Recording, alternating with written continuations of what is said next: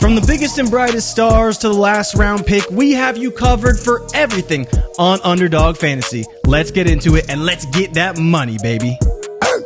What's cracking, y'all? It's your boy Ray G back with another Underdog team draft / strategy / tool / how the hell do you win $3 million playing this tournament video.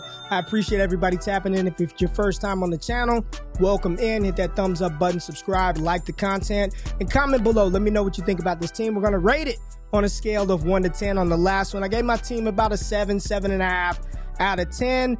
And this one, I think, is about like a 6.5. But we're going to talk through it. I think I've got some good hammers here, and hopefully I can give you guys some strategy and feedback that you won't make some of the same mistakes that I just made drafting team number 56. So, as always, if you're new to Underdog Fantasy and you're trying to figure out what the hell this tournament is, it's Ball Mania 4. It's the biggest fantasy football tournament contest on the face of the planet, right? Over $15 million in prizes. If you're a first-time depositor, use the promo code WAKEUP.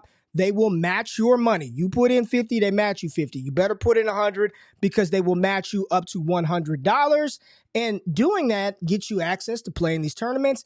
And it also gets you access to our Discord channel where we'll share some of these tools. You see it over here. We are talking strategy, looking at different pockets of value. You see that Dynasty Barry putting stuff up right there all day, every single day. So that's what we're doing over there at Destination Devi. Just by getting free money on Underdog, you get access to this Discord for the entire year where the value is much more than just tools that we use for Underdog. But y'all know every single time I start off an Underdog draft, we got to use the tools. I want to look at Warp.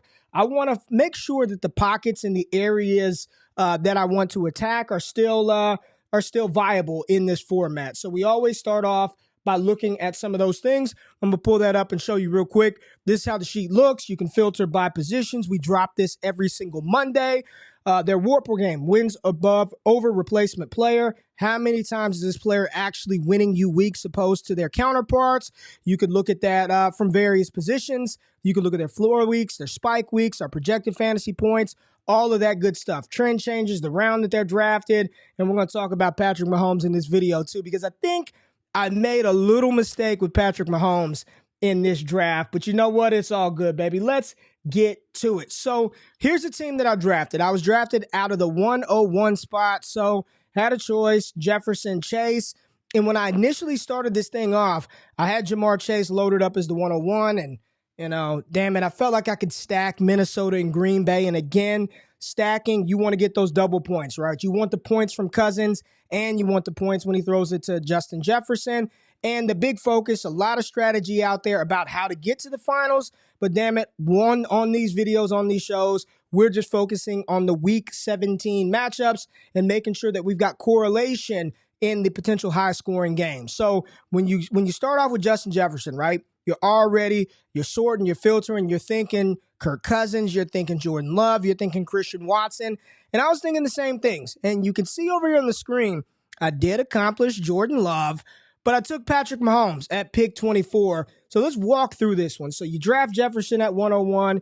Your mind automatically goes to, you know what, there's some really good players from Minnesota and from Green Bay that I can target. You could look at Aaron Jones. You can look at all kinds of different positions. So let's just filter by running back and show you how this works in application. We'll go filter by running back and by wide receiver.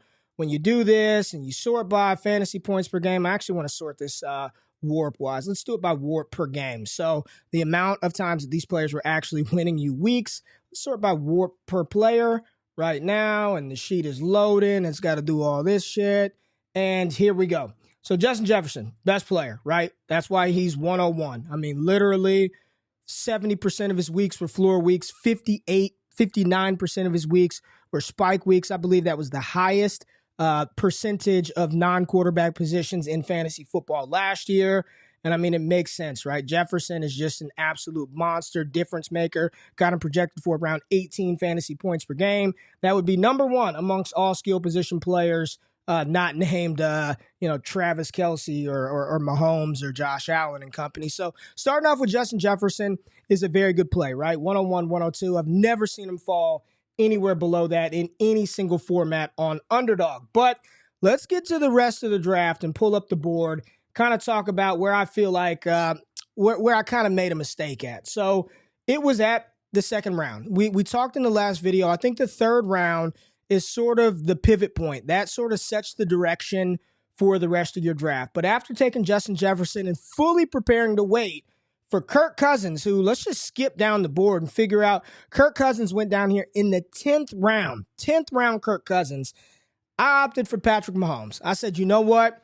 This player is one of the biggest difference makers in football. Again, you can go to the tools, look at that. If you really want to see how freaking good Patrick Mahomes was, you could filter it out. Boom, there we go. Quarterback. And we'll sort this by WARP per game, wins over replacement player. And you'll see that Patrick Mahomes is right up there with Josh Allen, right? 82% of his weeks were floor weeks. 70.59% of his weeks last week were spike weeks. He was giving you damn near 25 fantasy points per game. That's why it's a big three. Allen, Mahomes, Hurts. With Patrick Mahomes right now having the highest ADP right around the 2.8 spot in drafts, 21.2, and then Josh Allen 27.3. But looking back on this draft and what I did, I really feel like I should have waited, y'all. I should have waited on Mahomes. When you do this, I immediately shift my focus from Minnesota, Green Bay to Kansas City, Cincinnati. And that's the Week 17 matchup that most people that are playing in this tournament are focusing on. We're all projecting a high-scoring affair, Mahomes versus Burrow. But I went Patrick Mahomes. I said, you know what? Right here, I'm getting him a couple of spots after ADP. I still have the best wide receiver in football. I get one of, if not the best quarterback in football. How can I pass that up? And when you're picking at the turn, just a little strategy, a little advice, you're going to probably have to reach for players, right? So I know that the ADP zealots out there, oh my God, how could you take a player that's not within 5 picks of his ADP? When you're picking at the turn, you got to set the tempo, right? You've got to set the direction. And at this point, I had a big thought, right? I was really thinking, I had a good feeling I'd be able to get Hockenson and Aaron Jones in the 4th and 5th, but I knew there was no shot of being able to land, where's he at? Christian Watson. And I really wanted Christian Watson. Watson and Jefferson, you get Hockenson and Aaron Jones. You just stacked up that Week 17 matchup of Green Bay and Minnesota. But I opted for the hammer running back, Ramondre Stevenson from New England. I didn't want to reach that far to take Christian Watson. It would have been about a full round to reach on Christian Watson there. I was bummed that I didn't get him.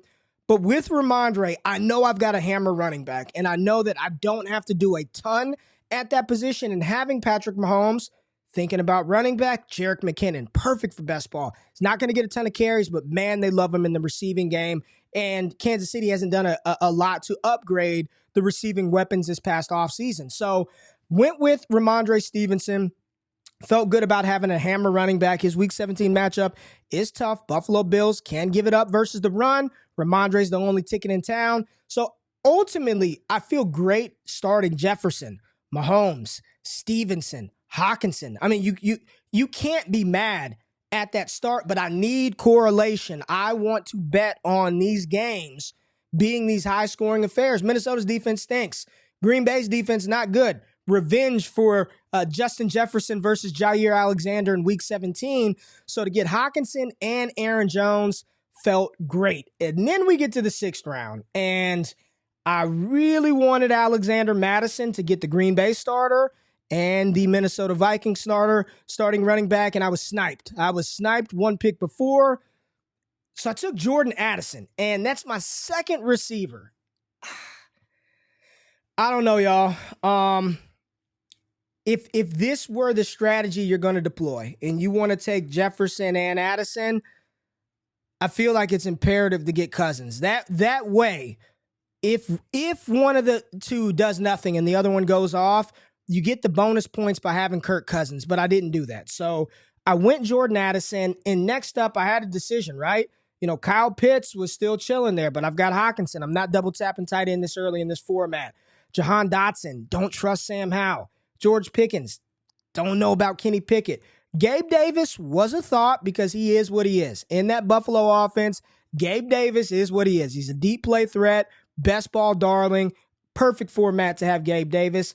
And I gave a little bit of thought too to Quentin Johnston and everything that's going on in Los Angeles with Justin Herbert, but instead I opted for Jordan Addison. I don't know how I feel about Addison. I don't know. I don't know if that was the right play with Justin Jefferson, but damn it, we did it. Then I went with Brandon Cooks, just all upside. CeeDee Lamb's the guy in Dallas, but thinking about Week 17, Dallas versus Detroit. Detroit had one of the worst defenses in the NFL. They did a lot to try to improve that defense over the offseason, and I think it will be better. But draft like you're right. CeeDee Lamb, they take him away. Brandon Cooks in Week 17. Dallas is going to be playing for it because the division is tough.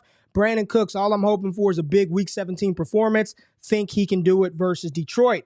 As we move down the board, got to get another running back, right? All I've got right now to this point is Ramondre and Aaron Jones. What better running back to add than Alvin Kamara, who right now still is not suspended? And even if he is, he comes back halfway through the season fresh, ready to go. I mean, add another hammer. Add another hammer. You only got to start 2 running backs, but damn, if I can roll out Kamara, Aaron Jones, and Ramondre Stevenson every single week, feels good, baby. I still love Alvin Kamara. I'm not afraid of him. And getting him here in the 8th round, love it. Sign me up for some Alvin Kamara. Then I went with Tyler Boyd, and I'm playing the game, right? I'm playing the stack. I've got Patrick Mahomes, Week 17 versus the Bengals. If Mahomes lights it up, that means Burrow's going to be chunking the ball. Tyler Boyd, 3rd, 4th option on the team. He's going to give you 2 touchdowns in a couple of games every year. That's what he's going to do.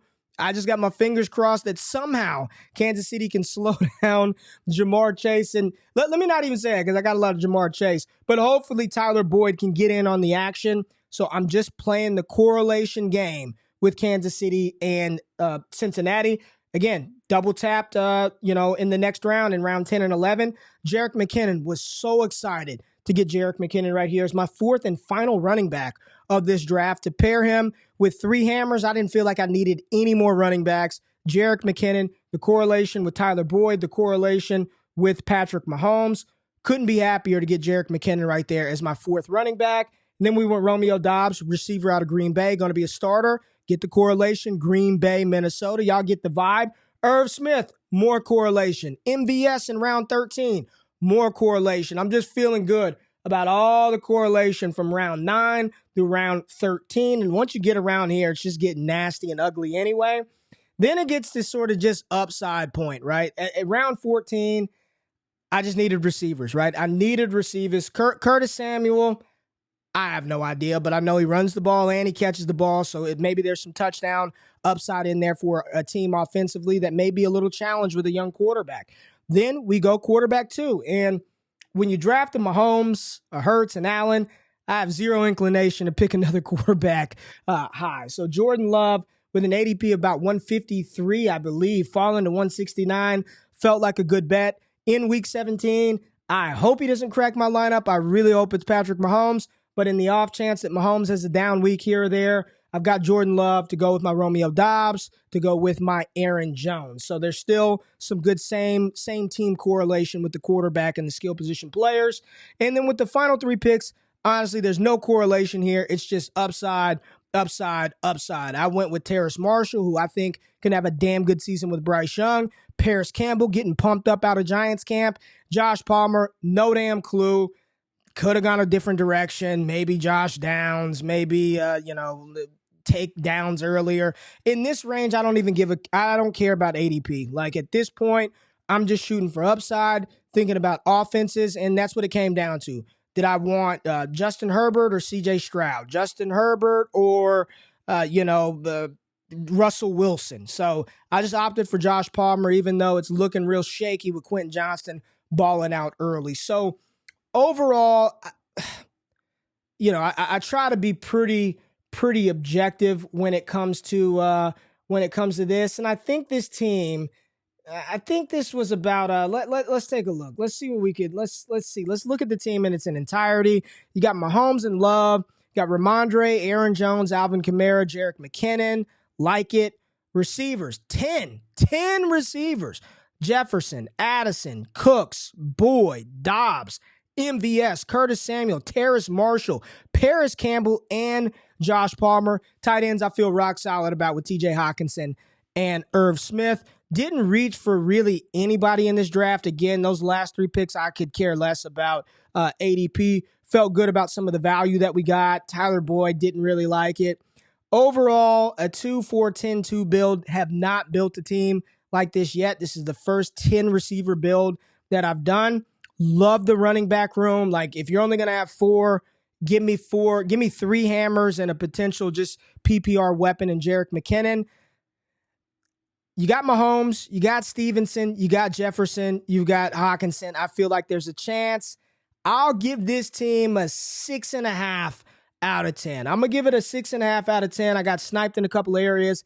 And even though I got a little value on Patrick Mahomes, I think I could have waited, gone with Kirk Cousins a little bit later, and maybe built this team a little differently, right? Built it a little better. Maybe it's Ramondre and Jacobs, right? Then I get Kirk Cousins and Jordan Love. So I don't know. We'll see how this one plays out. This was team 56, 57 that I've drafted, but we'll continue to keep these coming. Hopefully it just provides a level of strategy, gives you something to think about. And then again, the tools that we use over at Destination Devy, make sure you use that promo code WAKEUP, get in. We're talking about this stuff 24/7, man. It's a really, really awesome community. So appreciate y'all tapping in for this one. Let me know in the comments how you would rate this team. I'm giving it a 6.5. I appreciate you tapping in. Hit that thumbs up button, subscribe, like, and I will see you real soon. I'm out. Have a good one. Peace.